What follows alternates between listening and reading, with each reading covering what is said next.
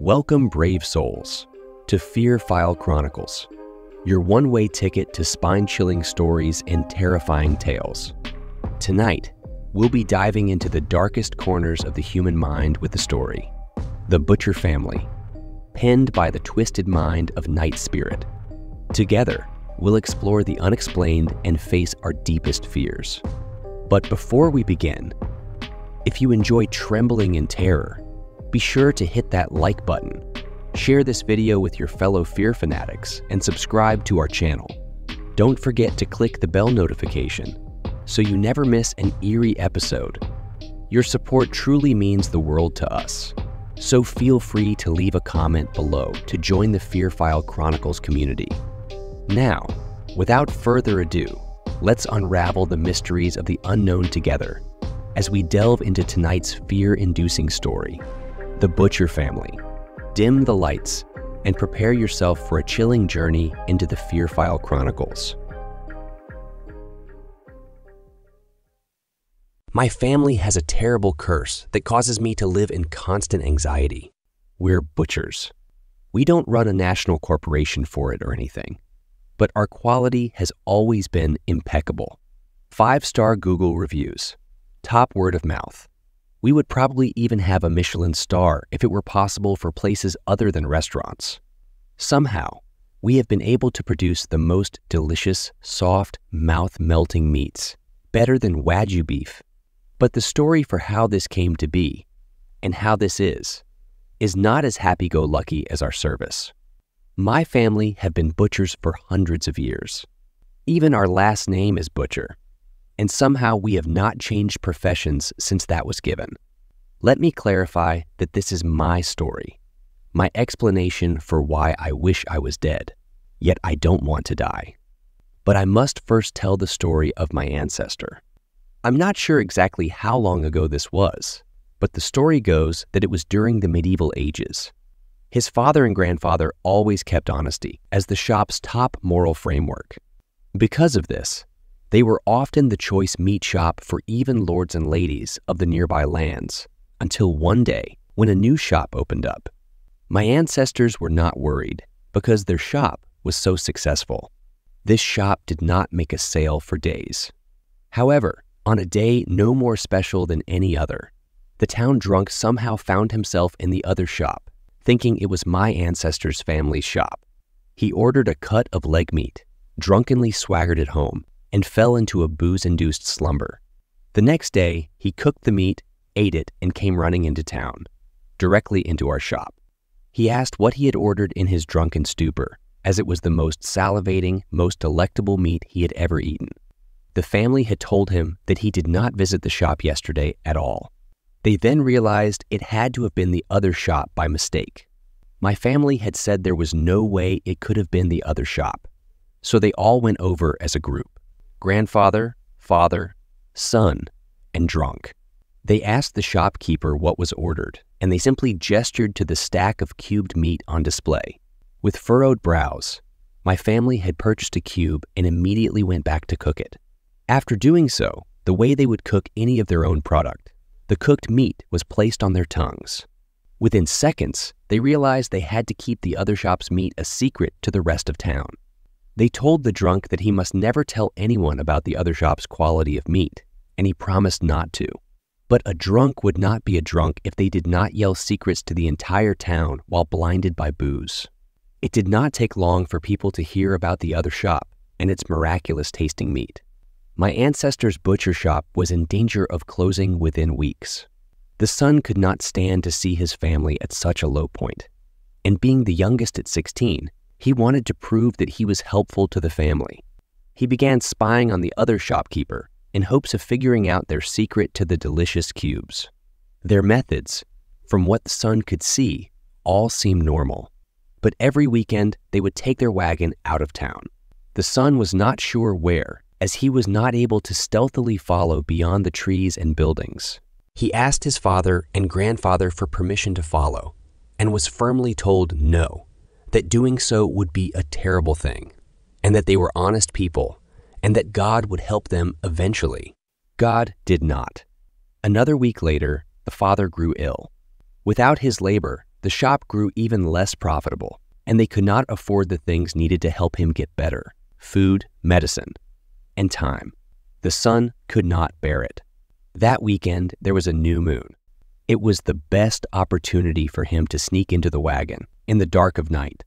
He endured the long, bumpy ride in his wooden cage until they had arrived. As soon as the wagon stopped, voices could be heard, but it was indiscernible what they were saying. The son peeked out of the cover and saw two figures heading into a building. All became quiet. He slipped out of the wagon and made his way, as slyly as he could, into the same building. Inside, he saw the two figures carrying a bloody wrapping of meat. Finally, the son had discovered the source of the delicious carcasses: the shopkeeper's supplier. The two figures repeated this several times, and when only one figure returned inside, he knew he had to get back in the wagon before it took off to his hometown. Just as he exited the building, the horses began trotting. He sprinted as fast as he could, the sound of his footsteps hidden by the horses, and jumped into the wagon right before his leg muscles would have reached their physical limit. The ride back was not bumpy. He did not feel as if he was in a wooden cage anymore, but a bed of gold. When they had finally made their way home, he wrapped a leg of lamb in his shirt, jumped out the side opposite the shopkeeper, and quickly made his way home. He let out a shout of joy when he entered his home. It was a shout that his entire family had heard, which caused them to gather. He told them his story and showed the wrapped meat. Although his grandfather was not entirely on board, his sister and mother were jumping for joy. They knew that this meant a good future for them all, and that they could afford the father's care. The son quickly unwrapped his treasure, and the cacophony of joy had ended. The son had not grabbed a leg of lamb, but a human limb. His grandfather immediately yelled at him for what he had brought into their house. He took the meat and went to start a fire outside in order to burn the meat before anyone found out about it. His sister comforted their mother, who was crying. The son felt great shame and went to his bed. After a long and well-needed rest, he woke up to the sounds of people gathering around a busy shop, their own. He asked what had happened, and the family told him that they spoke a great deal after he had gone to sleep. They all decided they needed to do this, even the grandfather. They cooked the limb, and after trying some of the forbidden meat, called in a favor to the lords that they had previously sold to. This piece of meat was given to the king, and the word had spread quickly. Their shop had meat that the king himself had put orders in for. They had been made the king's supplier. My father stopped the story at this point. I thought of it as strange, but simply a folk tale, a family legend. He then showed me something I never would have imagined, what he would work on every morning while I was asleep. He had done an excellent job to never reveal the family secret. Every morning, before even the street animals would wake, my father would chop, skin, fillet, boil, and prepare various pieces of fresh human meat. I was sick. I felt as if I was to blame. He needed to continue this horrible tradition. He needed to kill people for my sake, to pay for my tuition, for the constant medical bills to make sure we stayed healthy, to pay every other bill that we needed to live. I couldn't take this burden, and I couldn't deal with the fact that my father was a murderer. I panicked and ran away. When I saw my dad next, I had to hear the rest of the story. Even though my dad was a killer, I knew he wouldn't kill me because I was his reason for doing so in the first place. He was paying for us to have a good life. He continued the story. Here's the important part. The grandfather, in order to meet the new demand for the shop's meat, went to the other shopkeeper and explained the situation. He apologized for what the son had done, but insisted that he needed access to the supplier. He wouldn't ask how the supplier had such fresh bodies, and he would even cut the other shopkeeper in for a 50-50 split of the money. He explained that this was needed because his son was ill, and they had to afford the medical care and supplies. Even with a 50-50 split, they would be able to afford it, thanks to all the new demand. The shopkeeper was firm in their denial of his request. The grandfather persisted, explaining how they absolutely needed this to help his son, who was the main laborer of the family. The shopkeeper once again disagreed. The grandfather asked if he could purchase all of the stock that the shopkeeper had right then and there. The shopkeeper denied any sale to him. In his desperation, he pushed the shopkeeper out of the way. He must have been a very strong man, or perhaps very desperate, because the shopkeeper was knocked back into the wall, their head striking it with a cracking sound. The grandfather, ignoring this, pushed on in his mission, grabbing as many bags of meat as he could carry. As he was carrying them out of the store, the shopkeeper told him that for doing this, his wish would be granted. His son would be able to work and provide for the family as long as his age allowed him to. The grandfather, after stopping to hear this, simply turned away and continued to the family shop. What our family didn't know about that shopkeeper was that they were a witch, one who had cursed the family in a strange way that did not manifest until the witch was long gone. The day after the grandfather had stolen the bags of meat, his son had miraculously recovered. He went from coughing up blood, having a high fever, chills, and aches, to no symptoms whatsoever. But what seemed to be a blessing turned out to be part of the shopkeeper's curse. The father had no symptoms of this terrible ailment his entire life until he became too old to continue working. The day after he retired, he felt a strange sensation in his throat. He started sweating. Mucus began dripping from his nostrils, then pouring. He began violently coughing blood. It was said that he even exclaimed between gasps for life that his head was on fire, that it felt like his insides were being replaced by thorns, cutting him apart. He had died a most violent death. The family speculated that this must have been a witch's curse, based on what the grandfather had told them way back when he took the meat. This was apparently a fitting explanation for the time period. With the death of the father, they began to worry. They wondered if they too were cursed.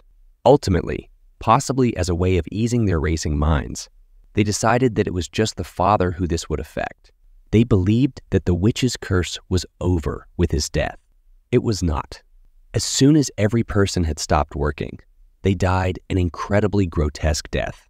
Over the years, things were discovered about the curse, that it would happen regardless of if the person ever actually retired.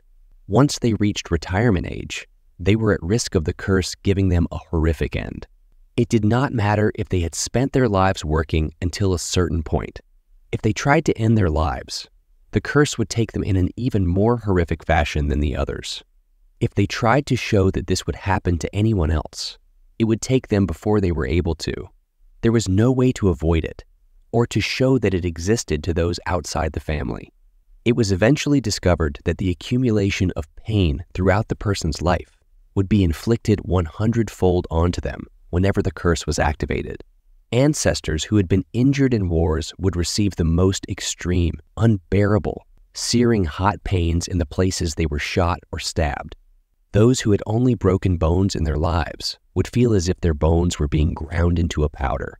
Any scrapes would feel as if sandpaper was being rubbed over and over and over onto their open flesh. The only way to avoid this was seen with those who lived simple lives without much injury or illness. They would not experience as terrible of an ending. However, this is easier said than done.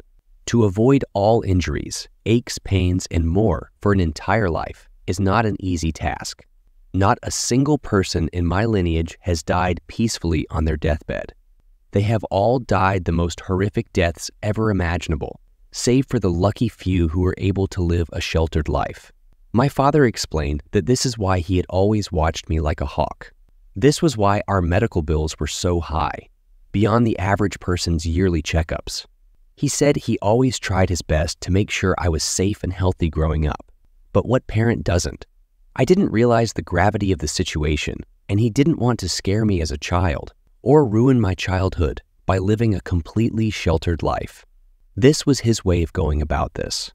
He said he did the best that he could without jeopardizing my having a normal life. He didn't want me to live too scared to do anything. Now that I was older and mature enough in his eyes to understand without it completely destroying my worldview, he told me he was wrong. There was no way I would ever be okay with learning this truth. He should have foreseen the possible outcomes. This is why I wish I was dead, but I don't want to die. Growing up, I had managed to stay safe and healthy thanks to his precautions. But now, death will be too painful. Everything I had learned about my family didn't matter to me at this point. I just wish my dad had told me before now. I didn't want to hear anything he had to say, but like I mentioned before, I had to. It's not like I could wheel my own bed away, much less past the nurses. I already couldn't handle the pain. I wish my attempt was successful.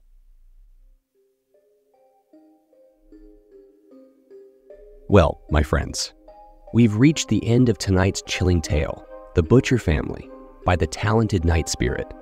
I hope you've enjoyed our descent into darkness and that you'll carry a piece of the Fear File Chronicles with you as you drift into uneasy dreams. If our story left you shivering and shaking, don't forget to like this video, share it with others who crave a good scare, and subscribe to the Fear File Chronicles for more haunting horrors. Remember to hit the bell notification so you're always among the first to know when a new nightmare awaits. As always, we appreciate your support and would love to hear your thoughts in the comments below. Sharing your fears and frights with us truly means a lot, so don't be shy to engage with our sinister community. Until next time, remember to embrace the darkness, for it is within the shadows that our most terrifying stories are born. Good night, and stay scared.